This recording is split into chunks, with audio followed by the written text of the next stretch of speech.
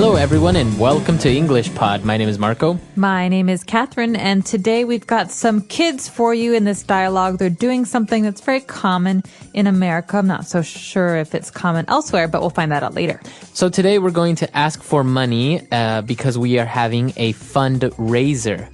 So this is a very interesting word. Why don't we take a look at it in Vocabulary Preview? Vocabulary Preview. So fundraiser is a thing. It's an event. It's something that you do at a school or a business to try and collect money for a special event or charity. That's right. So money, you can also say, is funds, right? And that's what you're trying to do. You're trying to collect, you're trying to gather a lot of money or funds in order for, like you say, some sort of objective purpose. Right, but it's not just like we're having a fundraiser to earn more profits this year. It's Right. usually an event that's for some kind of charity or good cause. So, for example, the company is having a fundraiser for Jenny's child because he's sick and they can't pay for medical care. Right. So fundraiser is for a good cause. Exactly. So that's what this dialogue is all about today. Why don't we listen to the dialogue for the first time, and we'll be back in a bit.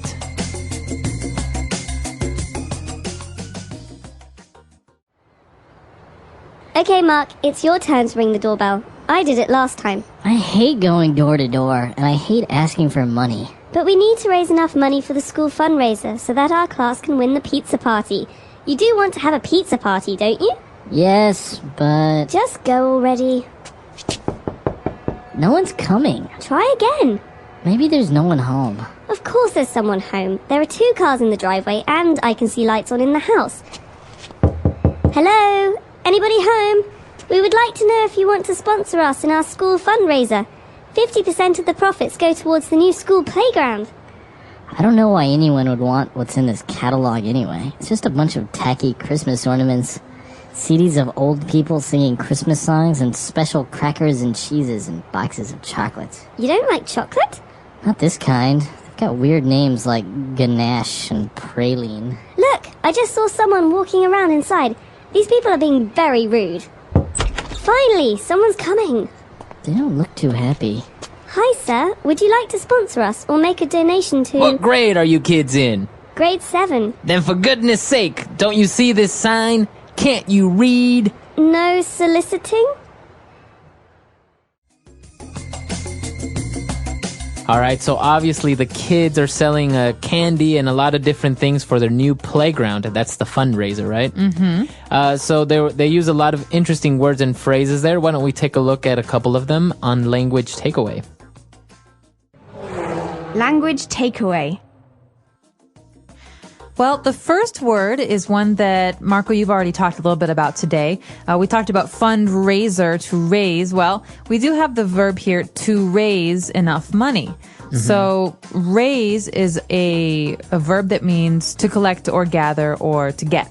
That's right. So you wouldn't really say we are collecting money or we are gathering money. You say we are raising money for the victims of the earthquake in Haiti.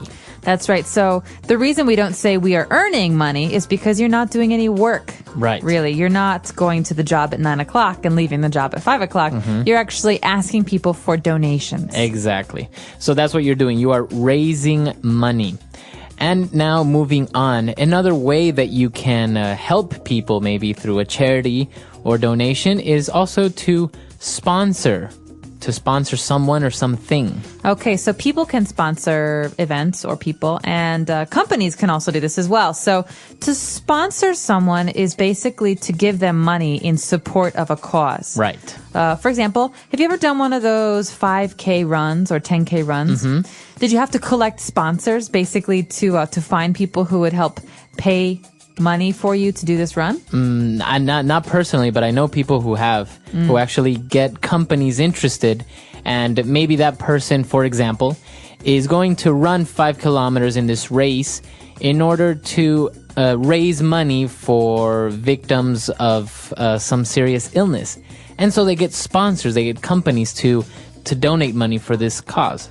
Right. You could have a person or a company sponsor you. They could be your sponsor by giving you money that you can then use for this charity or special cause. That's right. But the difference between a fundraiser and to sponsor something or someone is that sponsoring is not always for a charity or for some sort of non-profit cause, right? We have many sponsors for concerts or for sporting events. That's right. So oftentimes when you see athletes, they have their sponsors or their sponsors' logos written all over their jerseys, the Right. clothes that they wear. So, for example, if you're watching Formula One racing, you see the Ferrari and the bank emblems and all Right. these different things. That's right. So those are different ways of sponsoring events or people. And now moving on, we have a word that's, well, not really related to money and fundraisers, but it's a very interesting word and very common. When the kids mention that they're selling a bunch of tacky Christmas ornaments. Tacky. Tacky. Okay, you're going to hear this a lot, and the interesting thing about the word tacky is that it means something different to everyone. So what I think is tacky might be just normal for Marco, and what Marco thinks is really tacky might be something that I actually like. Right. And so tacky is basically a bad thing. It means something is not good looking or not very fashionable. It's like in bad taste. But as you say, taste is something subjective, right? So maybe, for example, Sometimes we say that when girls wear too much makeup, it's very tacky. right. Bright red lipstick and blue eyeshadow. Exactly. So a guy might say, oh, that's so tacky.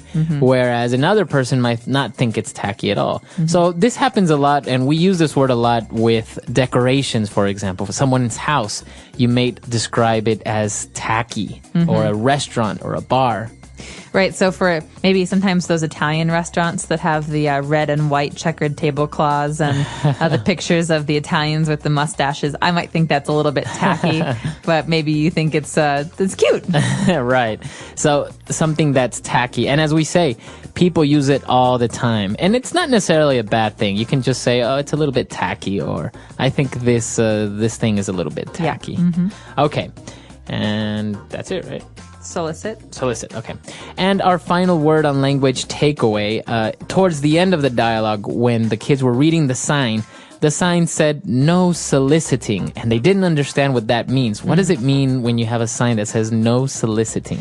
Okay, so to solicit is to try to sell something or to offer a service. So basically the sign means, please don't come to my house and sell me stuff. Okay. For example, we have door-to-door insurance salesmen or makeup salespeople, and these people go to your door and they try to sell you their product. And no soliciting means, don't come to my house. I'm not going to answer the door if you're trying to sell something. So to solicit is to try and sell something. Okay, but usually in person, trying to make a sale uninvited, right? That's because right. if you're a businessman and you have a meeting, a sales meeting, you're not really soliciting with that other person. No, this is basically trying to sell something to a stranger. Exactly. Okay. Very good. So a lot of interesting words there. Why don't we listen to the dialogue again, and we'll be back shortly with Fluency Builder. Okay, Mark, it's your turn to ring the doorbell. I did it last time. I hate going door to door, and I hate asking for money. But we need to raise enough money for the school fundraiser so that our class can win the pizza party. You do want to have a pizza party, don't you? Yes, but Just go already. no one's coming. Try again. Maybe there's no one home. Of course there's someone home. There are 2 cars in the driveway and I can see lights on in the house. Hello? Anybody home? We would like to know if you want to sponsor us in our school fundraiser. 50% of the profits go towards the new school playground. I don't know why anyone would want what's in this catalog anyway. It's just a bunch of tacky Christmas ornaments, CDs of old people singing Christmas songs, and special crackers and cheeses and boxes of chocolates. You don't like chocolate? Not this kind. They've got weird names like Ganache and Praline. Look, I just saw someone walking around inside. These people are being very rude. Finally, someone's coming. They don't look too happy. Hi, sir. Would you like to sponsor us or make a donation to What grade are you kids in? grade 7? Then for goodness sake, don't you see this sign? Can't you read? No soliciting? All right, so now we're back and we have 4 key phrases for you on Fluency Builder. Fluency Builder. Okay, this first phrase is a pretty common one. We wanted to make sure that everyone was comfortable with the verb that goes with doorbell. So, Marco, what do you do to a doorbell? You ring the doorbell. You ring the doorbell. So you don't touch it, you don't press it. You can press it, but you ring the doorbell. That's the verb. Okay, so for example, when I was little, my brother and I always used to fight about who could ring the doorbell. Really? Yes. I loved ringing the doorbell, and so did he. Do you do the long ring or do you do the Ding, ding, ding, ding, ding, ding. you do it like that. The annoying ring. Yeah, so to ring the doorbell. All right. And, well, going back, when we were talking about no soliciting, you said that salespeople go door to door selling things. Mm-hmm. So this is an interesting phrase, and it's a fixed phrase, going door to door. Well, think about it. So a salesperson who wants to sell maybe some makeup goes to one house and no one wants to buy any makeup there. So she goes to the next house. So she's going from house to house. But we don't really say house to house because she's going to your door to offer the makeup. So we just say going door to door. That means going to strangers' homes in order. One door after the next to sell something. Very good.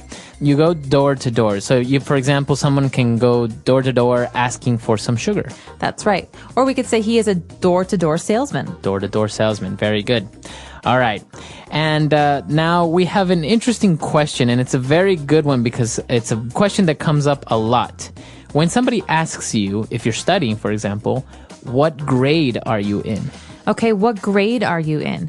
So in the American system, for example, we have the very, very bottom, grade K, which is kindergarten for maybe a 5-year-old. And at the very top, we have high school, grade 12. Right. And so in between, we have 1, 2, 3, 4, 5, and up. And so basically, to find out what year in school a student is, you have to ask him or her, what grade are you in? Right. So then the person would say, I'm in 6th grade, I'm in 8th grade. But this is the way you ask this question for school, as you said, a kid that's maybe 5 years old all the way to 18 years old in high school. What grade are you in? Now, if you're in university and you want to ask your friend what year of university that person's in, then you say, what year are you? What year are you? Yeah, you don't say grade. So basically, grade refers to, like what you said, Marco, those first 12 years of school. And so we call them we don't call it grade school. So you could ask anybody under the age of 18, what grade are you in? But when you go to university or when you're talking about university students, it gets a little bit different. So you can say, what year are you in, or what year are you? So if you're not sure about someone's age and maybe you think they're in college, you can ask them, what year are you? But generally, anyone under 18, what grade are you in? Okay, good. All right, and our last phrase, and this is kind of an expression, right? Yeah. Goodness sake, for goodness sake. Okay, so let's look at the context. The kids say, we're in grade 7, and the person at the door says, then for goodness sake, don't you see this sign? Right, for goodness sake. So this is an expression that's used to indicate maybe you're a little bit frustrated. Yes. Right? So it's like, come on, or my goodness, or for Pete's sake. For Pete's sake. We have many ways of saying, all right, come on, I'm a little tired of this. Right. You're irritating me. Right. So basically the person's saying, you are too old for this. You're too old for this. You should read what it says on my door. No soliciting. Right. And so the person's angry. Right. The person's angry because these kids are trying to sell her something when clearly she has a sign that says no soliciting. That's right. Okay, a lot of interesting phrases there. Why don't we go back, listen to our dialogue for the very last time, and we'll be back to talk with you a little bit more.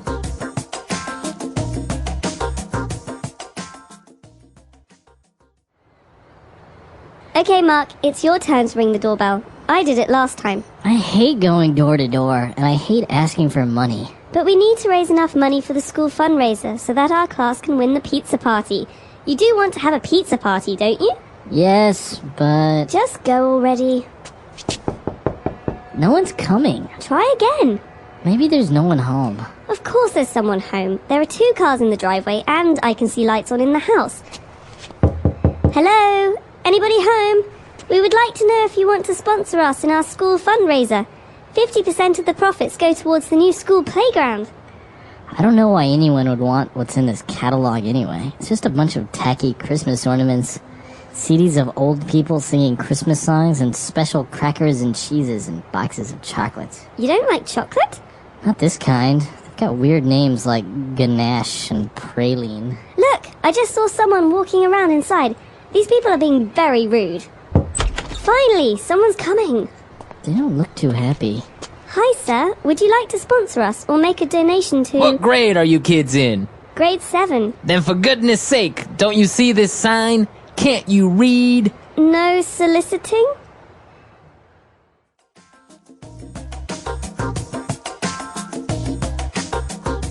All right, so door-to-door salesman. I think this used to be a very American thing. I think back in the 50s, you would always see movies where this was actually a profession. That's right. People would go door-to-door selling hairbrushes or magazine subscriptions, pretty much everything. Yeah, you still see it sometimes. Some people sell insurance or there are a lot of religious door-to-door salespeople who want to sell religious books or magazines. But I think it was much more popular in the 1950s because people didn't really use their phones as much to sell things. Right. It was cheaper to have someone drive his car to your neighborhood and then go to every single house. Right. But yeah, it's a very interesting job. I think it'd be very lonely. And also, I think, well, now maybe that's been reduced a lot because now you have the internet. Oh, yeah. Well, the internet means that the salespeople come to you without you having to get up. Right. So basically, you're sitting at home in your pajamas and you can order a TV and some clothes. But it's very interesting because I remember you would have all these door-to-door salesmen. For example, I had one visit me once who was selling me encyclopedias. Really? A big collection of 37 books or more. It was a huge amount of books, encyclopedias. And I don't know if you see that anymore. Not really, not in the States. I don't know if anyone buys physical, huge encyclopedias to have in their home. No, only collectors perhaps. Maybe. Yeah. So it's a very interesting profession. I don't know, in the United States, as you say, it's not very common anymore. Very little, maybe specific services. But this is interesting. Maybe in your country, this is still a big thing. Yeah, let us know. In your country, are door-to-door salespeople still common? Do you see them? Our website is englishpod.com. We hope to see you there. All right. Bye-bye. Bye.